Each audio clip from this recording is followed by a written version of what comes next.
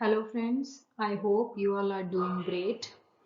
So today we will discuss about beverage curve. ये भी एक ऐसा टॉपिक है जिसके बारे में आपको थोड़ा बेसिक इसकी डेफिनेशन वगैरह ये कर्व क्या शो करता है इसके बारे में थोड़ा सा आइडिया होना चाहिए क्योंकि यूजीसी नेट में डिफरेंट डिफरेंट टर्म्स आती हैं। बेवरेज कर्व आ गया, अगर आपने इसके बारे में नहीं पढ़ा हुआ तो आप इसको आंसर नहीं कर पाओगे।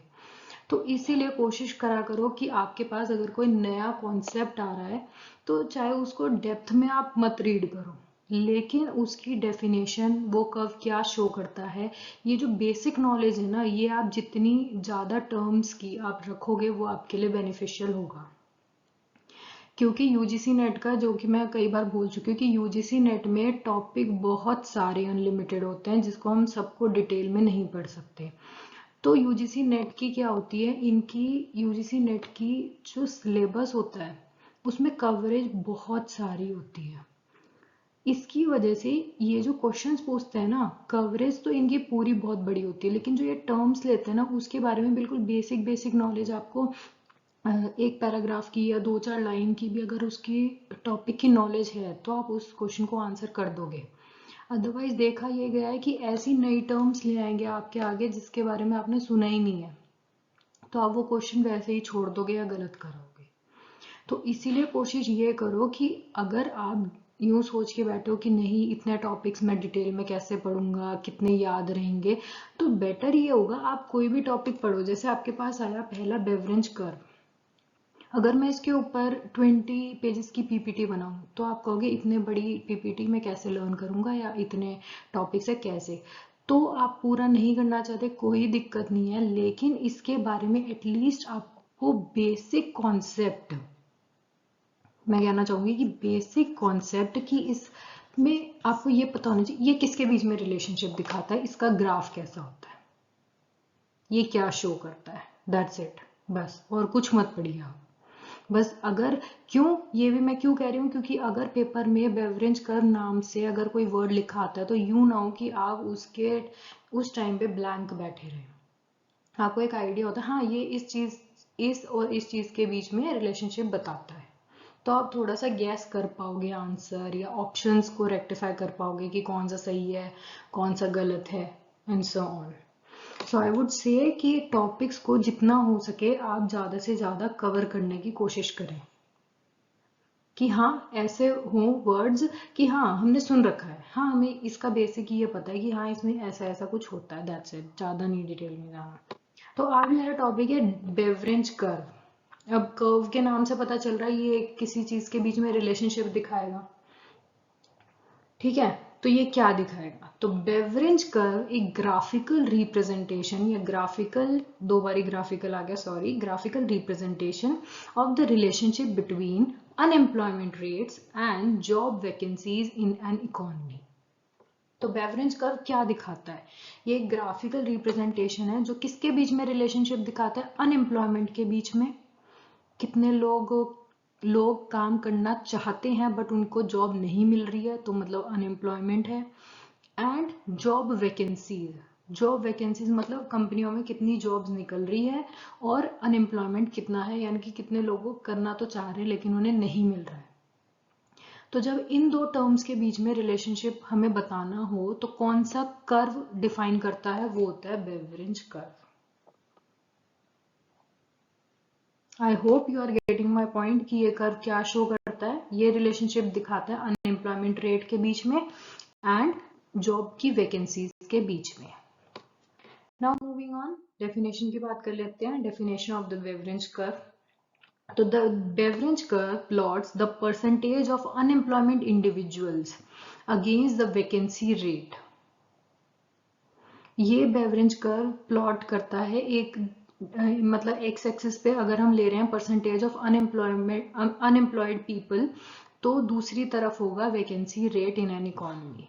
तो ये सर्व करता है as a tool to understand the dynamics between, किसके बीच में, वही जॉब अवेलेबिलिटी और अनएम्प्लॉयमेंट। जॉब वैकेंसी कह रहे हो, जॉब अवेलेबिलिटी कह रहे हो, these all are substitute terms, ठीक है। तो अनएम्प्लॉयमेंट लेवल, यानी कि अगर हम इसका कर्व बनाएं तो यहाँ पे अगर मैं अनएम्प्लॉयमेंट ले रही हूँ तो यहाँ पे आ जाएगा आपका वैकेंसी। ठीक है, जॉब वैकेंसी। अब इसके बीच में क्या रिलेशनशिप होना चाहिए आप खुद बताओ। अगर मैं कह रही हूँ कि इकोनॉमी में वैकेंसी पहले इतनी थी, अनएम्प्लॉयमेंट यहाँ पे था, मान लो एक इनिशियल पॉइंट ये है। अब वैकेंसीज मैं कह रही हूँ ज़्यादा निकलने लग गई, कंपनीज में गवर्नमेंट ने ज़्यादा वैकेंसी निकाली, तो अनएम्प्लॉयमेंट रेट पे क्या फ़र्क पड़ेगा? ये तो आप इकोनॉमिक्स के स्टूडेंट आप वैसे ही बता सकते हो कि ज़्यादा जॉब वैकेंसी निकलेगी तो मतलब ज़्यादा लोगों को एम्प्लॉयमेंट मिलेगा। अगर मैं कह रही हूँ अगर 100 वैकेंसीज निकल रही हैं तो 100 वैकेंसीज फिल भी तो होंगी, तो वो फिल कहाँ से होगी? जो अनएम्प्लॉयड है, जिनको नहीं मिल रही, वही तो अप्लाई करेंगे ना कि हमें जॉब मिल जाए। तो इससे क्या होगा? अनएम्प्लॉयमेंट हमारी कम होगी। तो मतलब अगर ये बड़ा है तो ये यहाँ पे मैं कह सकती हूँ कि ये यहाँ पे डिक्रीज हो जाएगा, और ये आ गया यहाँ पे पॉइंट ये वाला सेकेंड, ये हमने बेसिक पहले लिया था फर्स्ट। तो अब मैं कहूँ तो बेवरेज कर्व कैसा रिलेशनशिप दिखाता है अनएम्प्लॉयमेंट और वैकेंसी के बीच में? Negative relationship. ये तो हमें क्लियर है इस कर्व से, जैसे डिमांड कर्व होता है वैसे ये है, बस एक्सेस डिफरेंट है, तो यहाँ पे नेगेटिव रिलेशनशिप दिखाता है। तो the relationship between unemployment rate, unemployment and job vacancies, वो कैसी है? The Beveridge curve demonstrate an inverse relationship between unemployment rate and job vacancies के बीच में unemployment rate, sorry, beverage curve inverse relationship दिखाता है किसके बीच में? अनएम्प्लॉयमेंट रेट और जॉब वैकेंसीज के बीच में, जो कि हमने लास्ट स्लाइड में पढ़ा। व्हेन जॉब वैकेंसीज, जब जॉब में वैकेंसीज ज़्यादा निकलती है तो लोग अप्लाई करते हैं और उन्हें जॉब मिल जाती है, तो एम्प्लॉयमेंट इंक्रीज होता है और अनएम्प्लॉयमेंट डिक्रीज होता है ना, एंड वाइस वर्सा। अगर मैं कह रही हूँ, मैं यहाँ पे अनएम्प्लॉयमेंट ले रही हूँ, यहाँ पे मैं वैकेंसी ले रही हूँ, मैं कह रही हूँ जब मेरी वैकेंसीज, मान लो जो वैकेंसीज ज़्यादा हो रही है तो मेरी अनएम्प्लॉयमेंट रेट क्या होगी? कम होगी, यानी कि ये दिखाएगा आपका नेगेटिव रिलेशनशिप, जैसा कि मैंने लास्ट स्लाइड में आपको शो किया था। अगर मैं कहूँ वैकेंसी वही है और एम्प्लॉयमेंट ले रही हूँ मैं यहाँ पे, तो कैसा कर्व बनेगा? अगर वैकेंसीज बढ़ रही हैं तो एम्प्लॉयमेंट पे क्या फर्क पड़ेगा? बढ़ेगी या कम होगी? ऑफ कोर्स वैकेंसी फिल होएगी तो जो एम्प्लॉयमेंट है वो इकोनॉमी में बढ़ेगी, तो ये कैसा कर्व होगा आपका? Positive slope. तो इसमें कोई मतलब रटने की बात नहीं है, बस आपको ये पता होना चाहिए बेवरेज कर्व किसके बीच में रिलेशनशिप दिखाता है? अनएम्प्लॉयमेंट और जॉब वैकेंसीज के बीच में, और there is an inverse relationship between unemployment rate and vacancy. छोटा सा टॉपिक है, ज़्यादा डिटेल में मैं जा नहीं रही क्योंकि I am fix to UGC NET syllabus. तो यूजीसी नेट में बेसिक बेसिक आपको नॉलेज होनी चाहिए, वही मैं आपको देना चाह रही हूँ कि आप में यही हो। ठीक है, अब मैं बात करती हूँ explaining shifts in the Beveridge curve. अब बेवरेज कर्व किससे रिलेटेड है? Unemployment rate, vacancy. तो इस ये कर्व शिफ्ट कब होगा? कोई भी फैक्टर जब शिफ्ट होगा, जैसे हमने पढ़ा है ना, सप्लाई कब शिफ्ट होता है, डिमांड कब शिफ्ट होता है, तो इसी वे में बेवरेज कर्व शिफ्ट कब होगा? Shift in the Beveridge curve can occur due to various factors, जैसे changes in the labour market की पॉलिसीज चेंज हो गई, तो उससे हो सकता है कि लेबर मार्केट की पॉलिसीज चेंज होने से अनएम्प्लॉयमेंट रेट बढ़ जाए क्योंकि वैकेंसीज कम निकले, या कुछ भी हो सकता है, जैसे टेक्नोलॉजिकल एडवांसमेंट आ गई, कोई टेक्नोलॉजी इंप्रूव हो गई, उसकी वजह से वैकेंसी कम हो गई, वैकेंसी कम हुई तो अनएम्प्लॉयमेंट आपका बढ़ जाएगा। तो इनकी अगर किसी भी फैक्टर की वजह से हमारी जॉब वैकेंसी या चेंज होती है, या वैकेंसी बढ़ रही है या वैकेंसी कम हो रही है, तो अनएम्प्लॉयमेंट पे भी फर्क पड़ेगा। बट क्योंकि ये हो रहा है दूसरे फैक्टर्स की वजह से अदर देन जॉब वैकेंसी और अनएम्प्लॉयमेंट रेट डायरेक्टली, तो ये हमें शिफ्ट कर देगी कर्व को। जैसे हम कहते हैं ना, demand curve shift due to change in factors other than price. Getting my point? अगर मैं यहाँ पे ये कर्व नेगेटिव स्लोप कर रही हूँ, ये मेरा बेवरेज कर्व है, यहाँ पे जॉब वैकेंसी एंड यहाँ पे है मेरा अनएम्प्लॉयमेंट रेट। अगर जॉब वैकेंसी डायरेक्टली कम या ज्यादा हो रही है तो उसकी वजह से हम कह सकते हैं कि इसमें इस कर्व में मूवमेंट आएगी।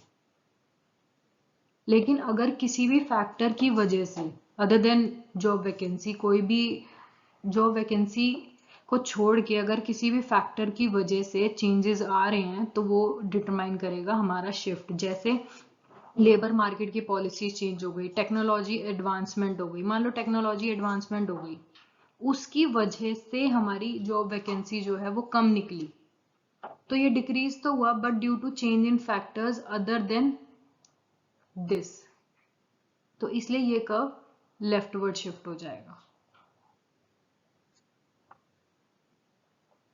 सॉरी, अनएम्प्लॉयमेंट रेट बढ़ जाएगा तो ये राइटवर्ड शिफ्ट हो जाएगा दिस वे। और अगर वैकेंसी बढ़ जाती है तो अनएम्प्लॉयमेंट रेट कम होगा, तो यानी कि ये यहाँ पे शिफ्ट हो जाएगा लेफ्टवर्ड। तो जब टेक्नोलॉजिकल एडवांसमेंट की वजह से या स्किल में मिसमैच की वजह से या कोई भी शॉक आ गया इकोनॉमी में या कोई भी XYZ फैक्टर्स की वजह से अगर जॉब वैकेंसी चेंज हो रही हैं और उसकी वजह से अनएम्प्लॉयमेंट चेंज हो रही है, तो that will defect hour shift of the Beveridge curve.